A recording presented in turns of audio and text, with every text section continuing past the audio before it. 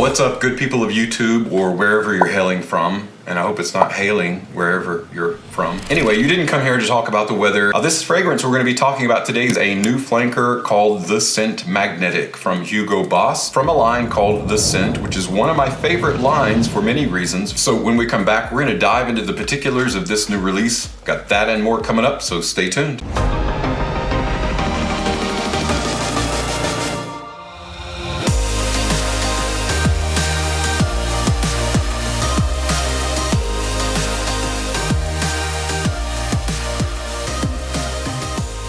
Welcome back, everyone. Thanks so much for taking time out of your day to talk about a brand new release. It's been out for about 10 or 11 months now, and it's called Boss The Scent Magnetic. Boss The Scent Magnetic is a new flanker in the Scent line. Now, we've seen a lot of fragrances in that line. The original, The Scent, Boss The Scent, people were complaining about that one not being strong enough, so they released The Scent Intense, which was obviously a more intense version. And then, of course, there was the Scent Absolute, the Scent Private Accord. There was one called the Scent Parfum, and now, most recently, the Scent Le Parfum, and of course, the Scent Magnetic. And that catches you up with all the flankers that have been released thus far. We're going to take a closer look at this new release, and as we typically do, let's take a quick glance at that presentation. The box itself is a dark brown. There is a gold outline, which is the shape of the bottle. Inside that outline, it says Boss, Hugo Boss. Below that, the Scent Magnetic Eau de Parfum. So it is an EDP or Eau de Parfum concentration, 100 ml size, 3.3 fluid ounces. The sides of the box are completely blank. The bottom of the box has some familiar stickers along with a UPC and a QR code, and this one has a batch code of 3300. The top of the box says Boss, Hugo Boss in gold lettering. The back of the box starts with a little blurb that says a magnetic interpretation of the original fragrance, black vanilla extract and vibrant brand absolute. Below that, boss.com, the ingredients, authorized retailer information, and an address. I really like the presentation. The colors are a little bit different with each bottle, but they are pretty much the same. They've got kind of a metallic overlay on top of glass. Now, this is a light gold, and the bottle itself is a medium brown, and the juice inside of it is kind of a light to medium brown. On the front, stamped into the glass, is Boss, and then Hugo Boss in gold lettering, and below the Boss is Magnetic. On the bottom of the bottle is an adhesive sticker with various information, including the batch code.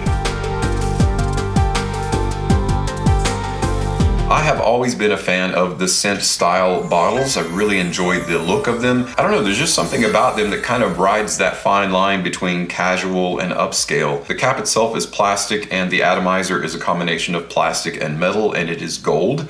You can see the aperture because it is dark. It's a black aperture, so you can see the direction that you're spraying the juice. And when you put the cap back on, it's got a nice strong bond so that you can actually hold the bottle up by the lid if you want to do that. That's it for the presentation. It looks great. As I've said, all of them look very similar with slight variations in terms of the color of the metallic overlay and the glass itself, but otherwise you're looking at pretty much the same. The most recent example is the Scent Le Parfum. There's that presentation. You can tell I've used quite a bit of that already. Side by side, this one is a little bit lighter. The overlay on the Le Parfum bottle almost looks like rose gold when compared to the lighter gold of the Magnetic bottle. Otherwise, they're very similar, just to give you something as an example. Well, now that we talked about the presentation, what about the notes that make up the Scent Magnetic?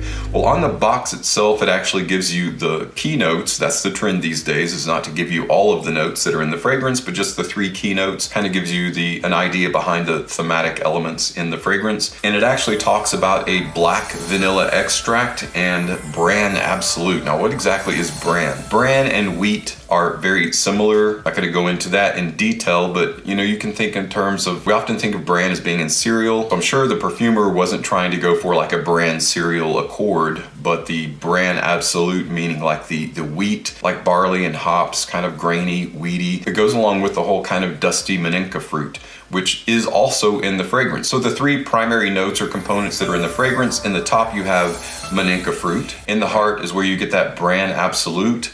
And then in the base, that black vanilla extract, or just vanilla. I don't really get a sense of a super heavy, dense, sticky, or sweet kind of vanilla. It's just the same vanilla that you're used to in all fragrances of this nature, like gourmand fragrances or the little bit sweeter type fragrances. All right, so I'm gonna spray this on a litmus to show you what it sprays like. 1, 2, 3. This one is going to be easy to break down because it's not a super complicated fragrance. If you've smelled any of the scent line itself, this is pretty much going back to the original The Scent, and then it's kind of like a combination of the Scent Absolute, the Scent Private Accord without the chocolate, of course, and then the Scent Le Parfum.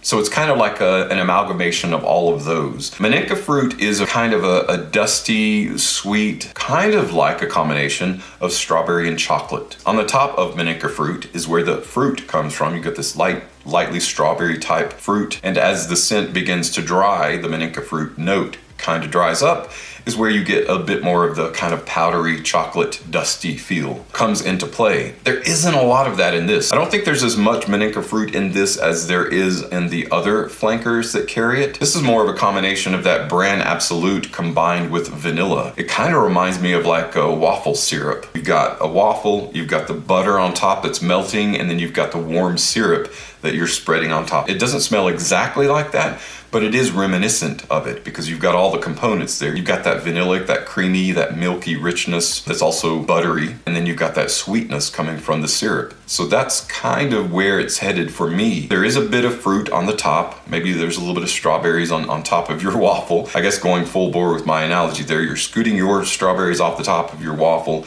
but you still get a sense of it. Just enough for you to smell, and then it's kind of sort of gone. Primarily what we're looking at in this flanker is that whole Brand Absolute and vanilla combination. If you've never experienced any of the scent line and this is your first try, you'll probably really enjoy this. But if you are familiar with the other flankers in the line, this isn't the best flanker, in my opinion. It's a nice addition. It's a nice combination. It's kind of like an amalgamation of the Scent Absolute and the Scent Intense, and the best of those two worlds. And maybe throw in a little bit of Le Parfum in there without the iris. But it isn't my favorite, and it isn't the best. You can pretty much say the Scent Magnetic is a light gourmand fragrance because it's got the whole bran and vanilla, which are both edibles. The more that it dries down, that sweetness kind of finds a happy medium where it's not overly sweet. It's just enough to support the richness of the Brand Absolute and the black vanilla that is sitting at its base and its heart. But I like it. I like it very much. The other flankers are getting a bit harder to find. The Scent Absolute, Scent Private Accord. If you're a collector, absolutely love the line. You're a completionist, you'll definitely want to grab this up while you can. But if you're not, and you want to have something to kind of round out your rotation, then you might want to wait. In terms of performance, typically fragrances that are eau de parfum concentrations that have a lot of sugar in them, or a decent amount of sugar like this one has, they tend to be more skin scents. So over time, you're going to lose that scent bubble, and it's going to be more of an intimate fragrance. So for date nights, this is going to be really appropriate for date nights. It's definitely going to have that whole kind of come closer for more intimate settings, because it is going to be more of a skin scent into that 5th, 6th, and 7th hour that you're wearing it. It's not going to be a beast of longevity. It's not going to be a banger, but it is going to be adequate. And I think it will add something to, again, a more intimate setting that you'll find very pleasurable for not only yourself wearing it, but the person who's smelling it on you. So in terms of wear, it is definitely going to be more casual. In terms of when to wear, date nights, it's going to be great. Signature scent worthy, sure, fine. If you like vanilla, sugary, oriented fragrances, you'll appreciate that about it. If you don't like that, you probably won't like its personality wholesale anyway, and might want to wear it on occasion. Well guys, that's it for my first impressions of this Hugo Boss flanker, the Scent Magnetic. I think it's a great addition to a very strong line, but it's got some other contenders in the line that I think are just a bit better. But that doesn't mean it's not worthy of being owned, but I would wait until it's just a bit more discounted as opposed to buying it at full retail. Again, unless you're a collector or you gotta have it, you're a completionist and you just are in love with that line and have to have every single flanker. Might wanna wait on it or just get maybe either a decant or a smaller size. Thanks so much for tuning in today. I really do appreciate you stopping by and checking this video out. If you already own the Scent Magnetic, if you've been wearing it, let everyone know what your thoughts of the fragrance are, what your favorite aspects are, maybe with some negatives, some pros and cons. Share that with everyone in the comments below. Thanks again for your time, and as always, thank you so much for your continued support on my channel. I'm Tommy with Studio Sense, and I'll see you tomorrow with another video review.